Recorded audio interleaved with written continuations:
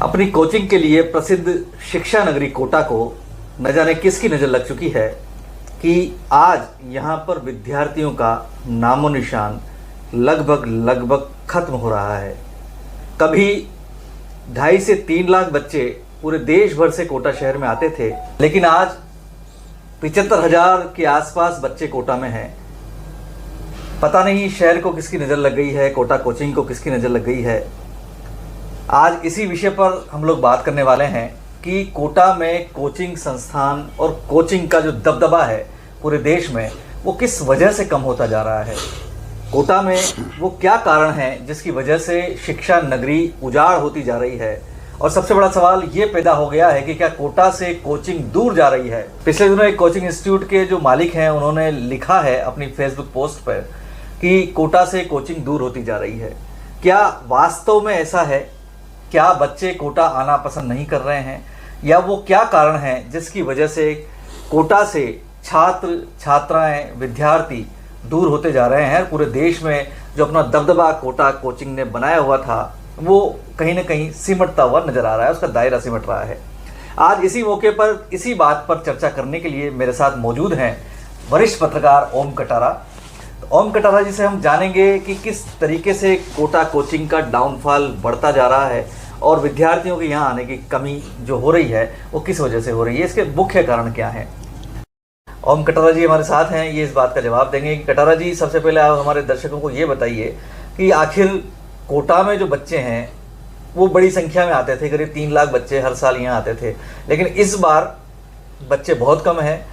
50 से 75,000 की संख्या इनकी मान सकते हैं कितने लोग होंगे। पूरे हॉस्टल खाली पड़े हुए हैं और लोगों का जो करोड़ों रुपए लगा हुआ है इस इंडस्ट्री के ऊपर, 4,000 करोड़ से ज़्यादा की इंडस्ट्री थी कोटा कोचिंग की, अब वो क्या खत्म हो रही है, क्या कहना है आपका? प्रणय जी, कोटा क्या है, देश का सबसे बड़ा एजुकेशन हब माना जाता है कोचिंग के मामले में। और यहाँ से आईआईटी मेडिकल पदों के लिए स्टूडेंट्स कोटा से निकलते हैं और कोटा की कोचिंग जो है वो एक इंडस्ट्री हो गई है। शिक्षा जिस तरह से सरस्वती का मंदिर माना जाता है शिक्षा को, लेकिन शिक्षा कोटा में बहुत बड़ा व्यापार हो गई, उद्योग हो गया, इंडस्ट्री हो गई। कोटा में जो है बड़े बड़े उद्योग थे और कोटा को कानपुर कहा जाता था, देश का छोटा कानपुर कहा जाता था, औद्योगिक नगरी कहा जाता था। अब धीरे धीरे जो है जेके उद्योग समेत कई बड़े बड़े उद्योग, ओपीसी केवल फैक्ट्री, ये उद्योग बंद हो गए। उसके बाद कोटा के सामने बड़ा संकट हो गया था। हजारों जो है बेरोजगार हो गए थे लोग, और उस बेरोजगारी को संभालने में यदि किसी का हाथ रहा तो कोटा की कोचिंग इंडस्ट्री का हाथ रहा। 1.5 लाख लोग विभिन्न तरीकों से इस कोचिंग इंडस्ट्री से रोजगार से जुड़े हुए हैं। करीब 1.5 लाख लोग, 30-40% ही बच्चे आए हैं। तो इस स्थिति में कोटा की कोचिंग का ये तो नहीं कर सकते कि कोचिंग बिल्कुल खत्म ही हो जाएगी, पर लेकिन खत्म होने के कगार पर आ खड़ी हुई है कोटा की कोचिंग। और ये बहुत बड़े चिंता का विषय है। कश्मीर से कन्याकुमारी तक के बच्चे कोटा में कोचिंग लेने के लिए आते हैं और यहाँ से बड़ी कामयाबी भी उनको मिलती है। तो कटारा जी, वास्तविक रूप से कारण क्या है जिस वजह से कोचिंग बंद होने की कगार पर आ गई है? कोरोना काल में जिस तरीके से कोचिंग में बच्चे नहीं थे, कोटा जितना सुना था वैसा ही सुना आज की तारीख में है, तो इसका रीजन क्या है? आप बिल्कुल सही कह रहे हैं। कोरोना काल में भी कोटा की कोचिंग को बहुत बड़ा झटका लगा था, और इतना बड़ा झटका कि जिन्होंने इसमें निवेश कर रखा था, इन्वेस्ट कर रखा था कोटा की कोचिंग में, विभिन्न माध्यम से, हॉस्टल्स के माध्यम से, मेस वगैरह के माध्यम से जो इन्वेस्ट कर रखा था, उनके लिए तो बहुत बड़ा चिंता का विषय हो गया था। और कोरोना काल से भी खराब स्थिति अब आ गई है। तो एक तो देखो इसका जो है बड़े कारण है, हमें वाकई कारण तलाशने चाहिए। और कोटा का जो बुद्धिजीवी वर्ग है, इस इंडस्ट्री से जुड़े हुए जो है प्रबुद्ध लोग हैं, और जो यहाँ का व्यापारी उद्यमी हैं, जो सीरियसली चीज़ों को समझते हैं, उनको इस पर, और प्रशासन को, शासन प्रशासन को इस पर रीजन्स का सर्वे करना चाहिए। एक व्यापक सर्वे हो और फिर उसके रीजन्स का पता लगाया जाए, वरना कोटा की कोचिंग यूनिवर्सिटी खत्म हो जाएगी। एक कारण जो सबसे बड़ा, जैसा कि आपने पूछा कि क्या कारण हो सकते हैं, देखिए नीट में इतनी बड़ी धान ली हुई है और उस नीट की धांधली को जो है दबाने का बहुत प्रयास किया। नेशनल टेस्टिंग एजेंसी ने, एनटीए ने पूरा जोर लगाया कि उसको दबा दें, लेकिन जब आवाज़ उठी नीट में धांधली की, बच्चों ने खुद आगे रखे जिस तरह से आवाज़ उठाई और मामला सुप्रीम कोर्ट तक गया, तो नीट की धांधली का जिस तरह से पर्दाफाश हुआ है उसमें अंगुलियां कोटा की तरफ भी उठी हैं कि जाने अनजाने में कहीं ना कहीं कोटा का भी कोई ना कोई तार जुड़े हों, क्योंकि कोटा के पास झालावाड़ से भी नीट की धांधली में जो व्यापक तहकीकात हुई, पकड़ा झकड़ी हुई, छापेमारी हुई, तो झालावाड़ से भी 8 स्टूडेंट्स को नीट की धांधली में शामिल थे पकड़ा गया है और अंगुलियां तो कोटा पर भी उठी हैं। इतने नहीं कटारा साहब, मैं एक आपकी बात का वही समर्थन कर रहा हूँ, उस बात को आगे बढ़ा रहा हूँ कि एक बार अभी जो शुरुआत में जो बच्चा पकड़ा गया था तो उसने ये कहा था कि मेरे पास पेपर एक रात पहले आ गया था और मेरे जो चाचा हैं या ताऊ हैं जिन्होंने मुझसे कहा था, चाचा जी ने, मेरे पास पेपर आ गया है तो कोटा से वापस यहाँ आ जा सेंटर पे। तो मैंने रात को पेपर की पढ़ाई करी, देखी और सुबह वही पेपर था। तो पेपर लीक तो हुआ है नीट का, लेकिन उसके तार कोटा से जुड़ रहे हैं। कोटा के पास झालावाड़ है, आप सही कह रहे हो, वहाँ के बच्चे डमी विद्यार्थी, मतलब झालावाड़ कोटा के पास ही है और झालावाड़ की एजुकेशन जो है, हाँ, तो नीट का जो कोटा से रिलेटेड ही है। नीट की वजह से जो पेपर लीक हुआ है नीट का, इस वजह से भी कोटा पे असर पड़ा है, आपका क्या मानना है? हाँ भाई, नीट की इतनी बड़ी धांधली हुई है तो कोटा पर असर किस तरह से पड़ा, सवाल ये है। कोटा पर असर किस तरह से पड़ा, क्योंकि कोटा में देखो क्या है कि जो बच्चे सक्सेस नहीं हो पाते उन्हें फ्रस्ट्रेशन तो रहता ही है और वो फ्रस्ट्रेशन अंगुली भी उठाता है। इस तरह के जब पर्दाफाश होते हैं धांधलियों का, तो जो बच्चे कामयाब नहीं हो पाता तो उनको कई तरह की शंकाएं, आशंकाएं पैदा होती है। कोटा में एक चीज़ और है जो आपको बताऊं कि बच्चे जो सुसाइड का एक लंबा सिलसिला कोटा में चलता रहा है पिछले वर्षों से, और अभी कोई 1 दशक के दौरान तो जो है सुसाइड ने, जैसे कोई कोटा को बिल्कुल कत्लगाह जैसे शब्दों से संबोधित किया जाने लगा कि कोटा का कोचिंग जो है बच्चों के सपनों का ही नहीं, उनका कत्ल कर रहा है, उनके सपनों का कत्ल तो कर रहा ही है और बच्चों की जिंदगियां भी जारी है। मतलब इस साल ही आप देखें कि इस साल की शुरुआत से लेकर अब तक कोई लगभग 1 दर्जन बच्चे जो है सुसाइड कर चुके हैं, छात्र और छात्राएं दोनों। तो जिस तरह से एक मानसिक अवसाद में कोटा के कोचिंग का स्टूडेंट्स है, उस पर भी सोचने की जरूरत है। पर एक चीज मैं और बताना चाहता हूँ कटारा साहब कि कोटा में जो बच्चों ने सुसाइड किया है वो नेशनल रूप से अगर उसके आंकड़ों को तोला जाए, नापा जाए, तो वो आंकड़े देश 50वें 53 स्थान पर है कोटा इस देश में आत्महत्याओं में। तो अब ऐसे में कोटा के नाम को इतना उछाला गया, नेशनल मीडिया द्वारा उछाला गया, सुसाइड सिटी कोटा, मतलब कोटा को जो उपमाएं दी गई है, क्या इससे भी नेशनल मीडिया ने जो उठाया है, अखबारों में बड़े बड़े लेख छपे हैं कोटा के बारे में, तो क्या इस वजह से भ्रांतियां फैली है और बच्चे डरे हैं आने के लिए, अभिभावकों ने डर पैदा हुआ है वो अभिभावकों के बीच में कि हमारे बच्चे को कोटा नहीं भेजना? क्या है प्रणय जी, देखो मौत तो मौत ही होती है और मौत जिसके घर में होती है और उसका कलेजा जिस तरह से चाक होता है तो उस दर्द को वही जानता है। इसकी तुलना हम ये यूँ नहीं कर सकते कि कोटा जो है सुसाइड्स के मामले में इतना पीछे है, और ख़ास तौर से स्टूडेंट सुसाइड के मामले में जो आपने बताया, मुझे तो पता नहीं, पर इस तरह की बात पहले भी आई थी कि फला सिटी जो है कोटा से सुसाइड के मामले में कोटा का 53वां नंबर है, 53वां नंबर है कोटा का। तो ये नंबर हम जोड़ नहीं सकते, मौत तो मौत होती है और तो जिस तरह होती है कटारा साहब, लेकिन बात यह है कि कोटा का नाम उछाला गया कि भाई यहाँ पे आके बच्चा आता है तो कब्रगाह है, ये बच्चा मर जाएगा, सुसाइड कर लेगा कोटा में आके, तो कोटा को नेशनल लेवल पे उछाला गया। तो इस वजह से तो कहीं बच्चा आने से डर रहा है यहाँ पे। हाँ, तो कोटा का ये जो बदनामी हुई है, हाँ, जिस तरह से उछाला गया है, तो उससे भी बच्चे डर रहे हैं भाई, बच्चों के पेरेंट्स डर रहे हैं। और जब पेरेंट्स के दिमाग में ये चीज़ आएगी कि यार कहीं मेरा बच्चा अपने हाथ से ना खो दूँ मैं कोटा में कोचिंग के लिए भेज के, तो वो डर अंदर समाया हुआ। और जिस तरह के सुसाइड्स हुए हैं कोटा में, खैर और जगह भी उस तरह होते होंगे, मतलब 4-4 मंजिल ऊपर से जो है स्टूडेंट्स कूद करके सुसाइड कर रहा है, और छात्र है, मासूम बच्चियां जो है वो कूद रही हैं, गले में फांसी के फंदे लगा करके मर रहे हैं बच्चे, अपनी जान दे रहे हैं। तो इसका ये जो भयावह मौत है, जिसको भयावह सुसाइड हम कर सकते हैं, इस तरह के भयावह सुसाइड जो है लोगों, जो पेरेंट्स हैं जो अपने बच्चों को कोटा में भेजते हैं, उनके दिल को कचोटते हैं। और वो तो फिर इसके बाद जिसका बच्चा डेथ होती है, जो सुसाइड करता है, उसके पेरेंट्स यहाँ आते हैं और जिस तरह से बिलखते हैं, वाकई वो तो उनका बच्चा गया है, उनके जीवन का भविष्य गया है। तो कोटा का जिला प्रशासन है वो नाकाम रहा है सर कटारा साहब, जिला प्रशासन नाकाम रहा है, कोटा की पुलिस नाकाम रही है, कोचिंग नाकाम रहे हैं बच्चों की सुसाइड को रोकने के लिए जी।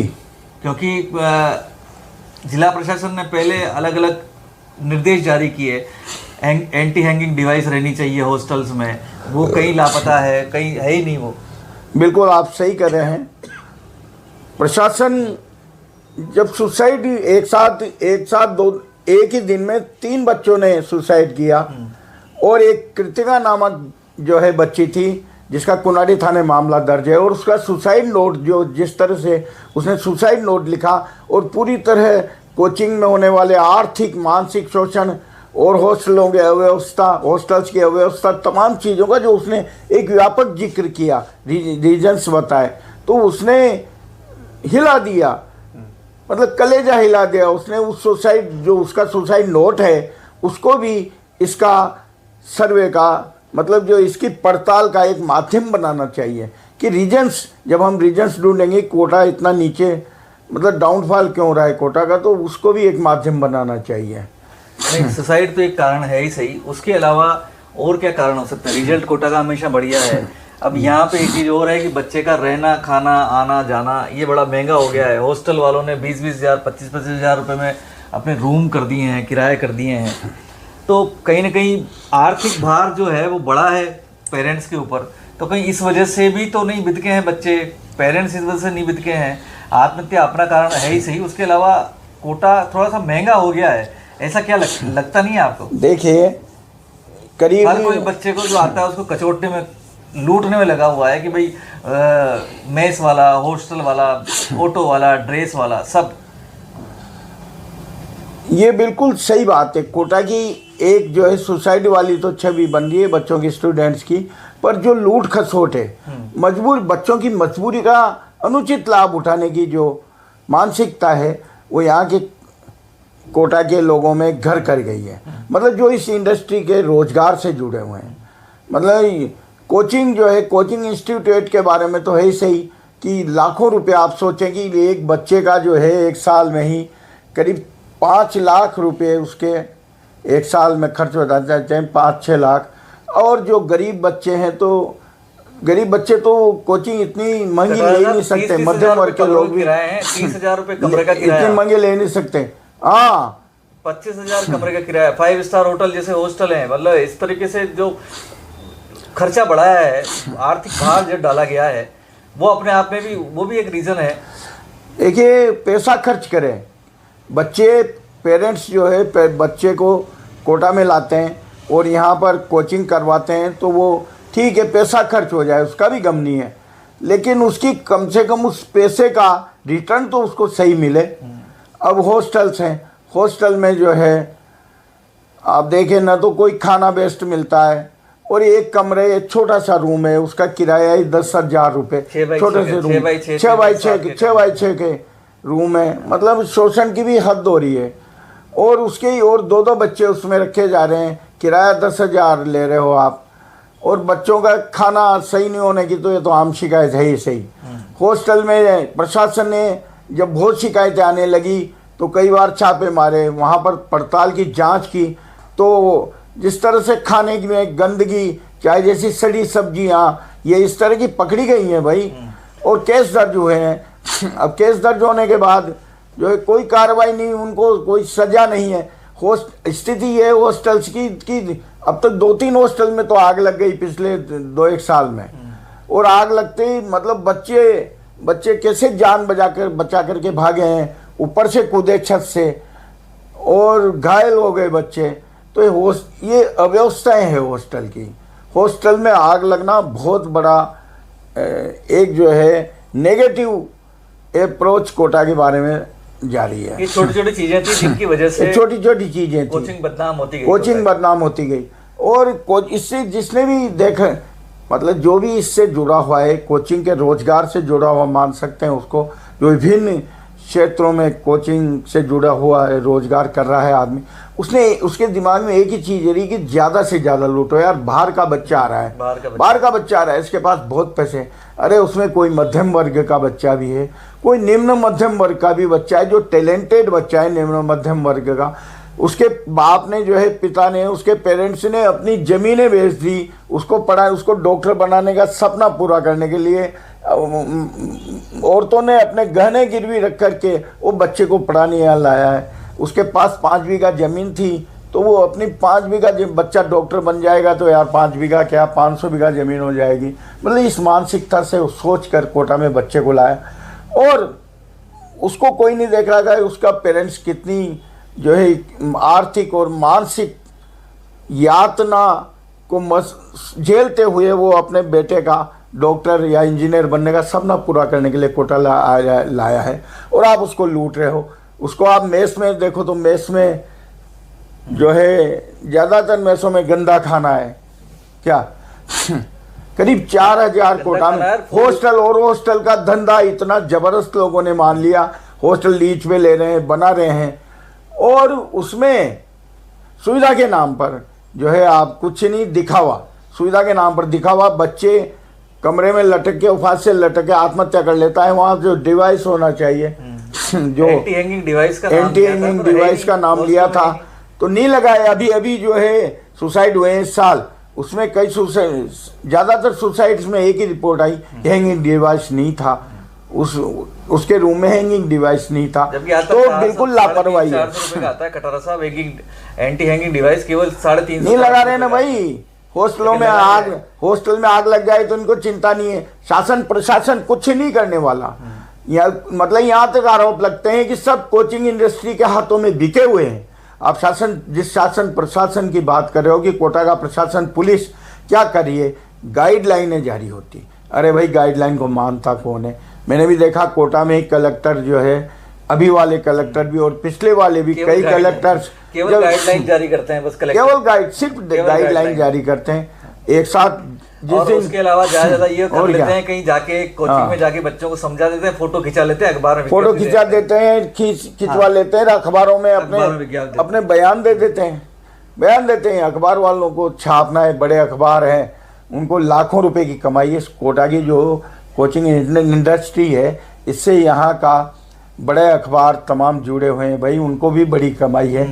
तो जो वास्तविकता है, जो सत्यता है कि गाइडलाइन का पालन हुआ या नहीं हुआ, उसको वो भी अवॉइड करते हैं। देखो हकीकत तो बात ये है, कटारा साहब, बच्चों की मौत का जो प्रसाद है, बच्चों की मौत का जो प्रसाद है, वो प्रशासन से लेके अखबार सब में बट रहा है, सब में बट रहा है। मैं खुद पत्रकार हूँ, लेकिन मैं खुद मानता हूँ कि इस तरह से वाकई वो प्रशासन जो है, पत्रकारिता के नाम पर भी जो है, कोटा की जो कोचिंग इंडस्ट्री से बच्चों के जो सुसाइड हो रहे हैं, कलेजे दहलाने वाले, उस पर जो है वास्तविक स्थिति का मूल्यांकन नहीं करते हैं। उसको ओपन कोई नहीं करता है, सारी चीज़ों को छुपाया जाता है। और कोटा इंडस्ट्री के डाउनफॉल का देखो, एक सबसे बड़ा वजह भी ये है कि जो सच्चाइयाँ हैं उनको छुपाई गई हैं, सच्चाइयों को छुपाई गई। मैं आपको बताऊं कि मैंने एक बार चंबल गार्डन में गया, मैं भास्कर में ही काम करता था उस समय, तो मुझे कुछ स्टडी करना था कि यार बच्चे किस मानसिकता में जी रहे हैं, सुसाइड हो रहे थे लगातार, तो उनकी मानसिकता जानने के लिए मैं वहाँ पर गया था। वहाँ पर मैं देखता हूँ कि एक ही बच्चा जो शायद साउथ का था, वो साउथ का था और बच्ची यूपी की थी, तो वो लड़का और लड़की दोनों उधर चंबल गार्डन में जो गांधी उद्यान है उसके एक तरफ झाड़ियों के किनारे वो लेटे हुए थे। मतलब लड़के ने लड़की की गोद में सिर रख के लेटा हुआ था, और कोई ऐसी कोई संदिग्ध गतिविधि नहीं थी, लेकिन लेटा हुआ था, और ऐसा लग रहा था जैसे वो बिल्कुल सो रहा है, वो बहुत थका हुआ है। मैंने जाकर के उनको उठाया, मुझे देखते हुए खड़े हो गए वो बच्चे। मैंने कहा यार तुम जो है क्यों मतलब अपना तुम्हारे पेरेंट्स तुम्हें माता पिता जो है यहाँ पर पढ़ने के लिए भेजते हैं और तुम यहाँ पर, मैंने कहा, मौज कर रहे हो, क्यों, ऐसा क्यों? तो वो मुझे ऐसा लगा, उनकी आंखों का जो मैंने स्टडी किया, उनके चेहरे और हाव भाव का, आंखों का, तो ऐसा लगा जैसे वो कई दिनों से, महीनों से नहीं सोए हो महीनों से नहीं सोए, मतलब इतने थके हुए, इतने मानसिक। फिर वो दोनों के दोनों बोले कि क्या करें अंकल जी, जो मानसिक तनाव है, इस तनाव को हल्का करने के लिए हम यहाँ पर गार्डन में आ रहे हैं, एकांत में बैठे हैं और अपना इसको रिलैक्स कर रहे हैं थोड़ा। इतना ज़्यादा मतलब दबाव, मानसिक दबाव, पढ़ाई का जो दबाव है उनका, पढ़ाई का दबाव, वो मानसिक दबाव में आ गया सारी चीज़ें। तो कितना ज़्यादा पढ़ाई का दबाव है कि वो इसी स्थिति में जैसे कोई वो कई दिनों से सोए नहीं हो और बेचारे बिल्कुल थके हुए हों जीवन से, जैसे जो हताशा और निराशा है वो पूरी की पूरी उनके पर्सनैलिटी पे झलक रही थी, उनके चेहरे पर, आंखों में झलक रही थी। तो आप देखिए, वो लाखों रुपए भी खर्च कर रहा है बच्चा, यहाँ आ रहा है, उसके माता पिता तमाम सुविधाएं उपलब्ध करा रहे हैं, फिर वो दबाव वो जो झेल रहा है, तो उसकी क्या स्थिति है उस चेहरे से बता रहा था। यही बच्चे हैं फिर जो सुसाइड करते हैं आगे जाके। और एक दिन की और आप ताजुब करेंगे, होली का टाइम था होली के दिन सब रंगों से सरोबार थे, आनंद मनाया जा रहा था, और मैं इधर से एरोड्रम सर्किल से विज्ञान नगर की तरफ आ रहा था। इस बीच में ये कोचिंग इंडस्ट्री का एरिया आता है, ये अपने ढकनिया तालाब वाला रास्ता। तो मैं इसी रास्ते से विज्ञान नगर जा रहा था, उस रास्ते से। तो 6-7 बच्चों की और भी ज़्यादा बच्चे थे, साइकिलों से आ रहे थे, बैग उनका टका हुआ था। अब मैं होली में कलर में अच्छा रंग गुलाल से रंगा हुआ था। मैंने बच्चे को रोका, उनसे पूछा, मैंने कहा यार भैया आज तो होली है, तुम लोग कहाँ जा रहे हो? कि अंकल जी कोचिंग के लिए जा रहे हैं। मैंने कहा तुम्हें आज भी छुट्टी नहीं दी क्या? कि नहीं अंकल जी, कहाँ हमें छुट्टी है, हमें तो पढ़ना पड़ेगा, मजबूरी इसलिए जा रहे हैं। अच्छा, पढ़ना ही पड़ेगा हमें। तो आप सोचिए कि होली दिवाली पर बच्चों को रिलैक्स नहीं यार, मतलब आपने गजब का दबाव बना रखा है अपना ग्राफ बढ़ाने के लिए। और ये कोचिंग जो उद्योग है, कोचिंग इंडस्ट्रीज है, कोचिंग संस्थान है, ये अपना ग्राफ बढ़ाने के लिए, ग्राफ बढ़ेगा तो पैसा बढ़ेगा के लिए, मतलब किस तरह से बच्चों पर मानसिक दबाव बना रहे हैं। अब जब लगातार कोटा में हत्याएं हुई, एक दिन में 3 सुसाइड हुए, आत्महत्याएं, और सिलसिलेवार सुसाइड हुए, प्रशासन चेता। प्रशासन ने कहा कि भाई 2 दिन आप जो है बच्चों को छुट्टी दोगे, सैटरडे संडे को। फिर भी वो बुला लेते हैं, संडे को भी बुला लेते हैं। टेस्ट बंद कर दिए थे, टेस्ट बंद करने के लिए प्रशासन ने बंद कर दिए थे।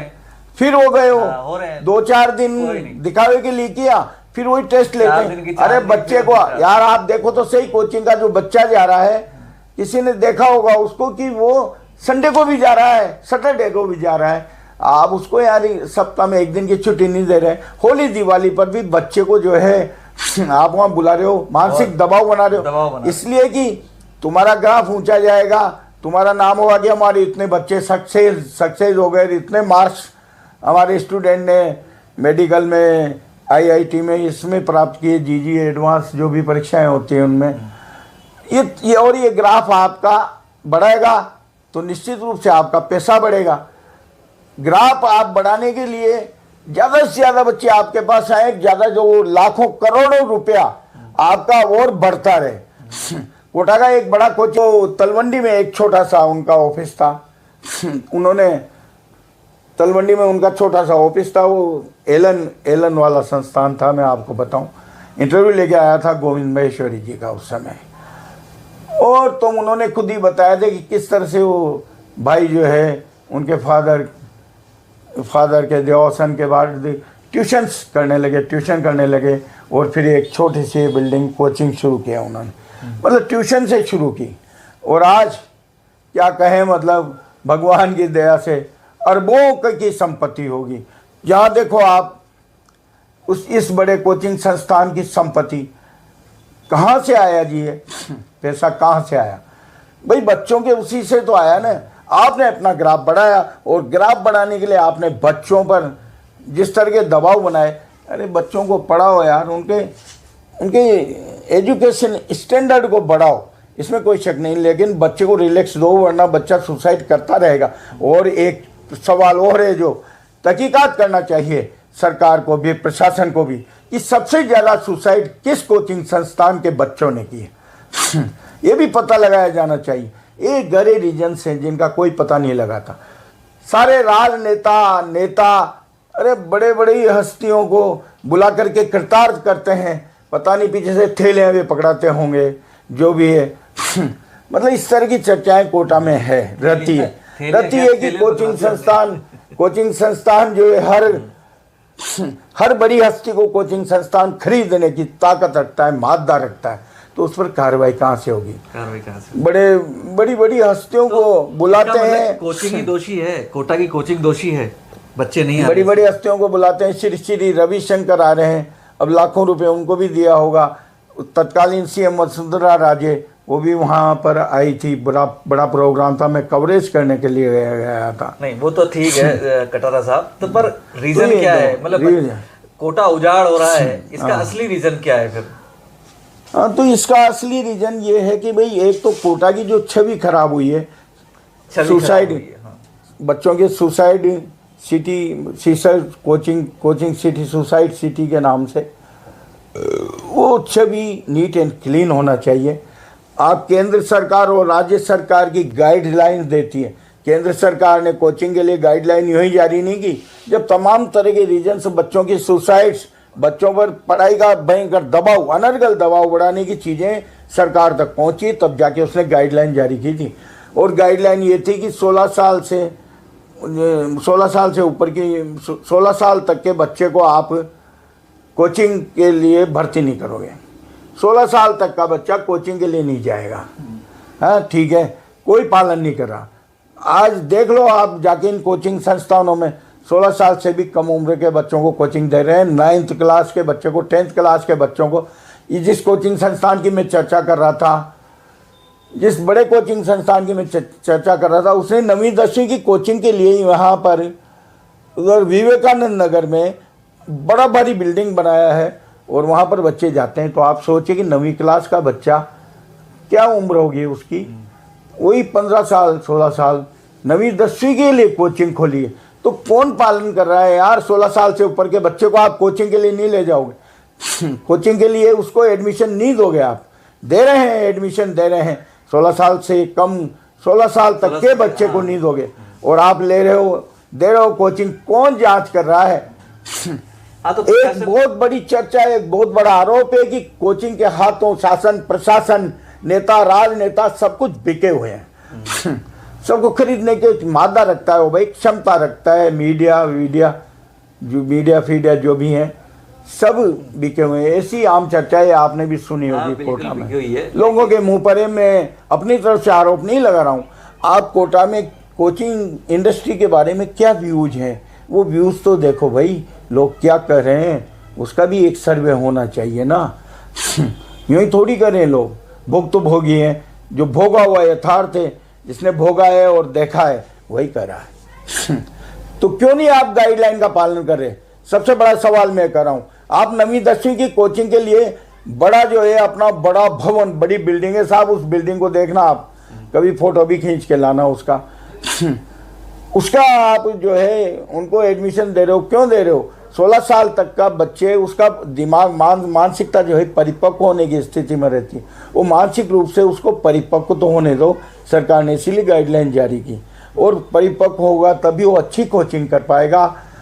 आगे के लिए जो उसको बड़ी डिग्रियां हासिल करनी है, बड़े ओहदे हासिल करने हैं, कामयाबी उसको तभी मिलेगी। आप कच्चे दिमाग को जो है, कच्चे दिमाग को वहाँ पर रख रहे हो, और वो कच्चा दिमाग जो है पकने के बजाय सड़ रहा है, सड़ करके वो सुसाइड कर रहा है भाई कच्चा दिमाग, कोई कच्चा फल होगा, उसको आप रखोगे, बिल्कुल सही है, तो वो बिना पके और सोचोगे तो वो सड़ेगा भाई, सड़ेगा, सड़े करके खत्म हो जाएगा। तो ऐसे ही बच्चे अपने आप को खत्म कर रहे हैं। कोटा के लिए बहुत बड़ी चुनौती है। हम ये कर करके नहीं टाल सकते कि कोटा का जो है 50वां नंबर है, 52वां नंबर है, और जगह भी सुसाइड होते हैं।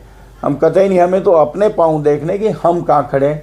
और ये डाउनफॉल जो हो रहा है ना कोटा का, सबसे बड़ा कारण ये भी है कि कोटा बच्चों की सुसाइड के मामले में बहुत बदनाम हुआ है।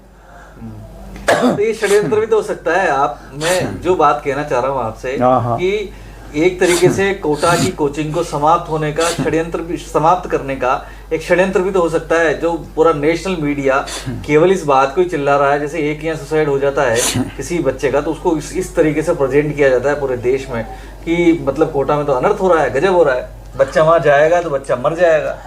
तो इस तरह का एक सुसाइड सिटी के रूप में एजुकेशन सिटी को परिवर्तित किया गया, तो एक षड्यंत्र भी था नेशनल मीडिया का। बिल्कुल सही कह रहे हो आप। ये भी आपका सवाल जो है दम रखता है। इस सवाल में, आपके सवाल में दम है कि एक षड्यंत्र भी हो सकता है, साजिश भी हो सकता है।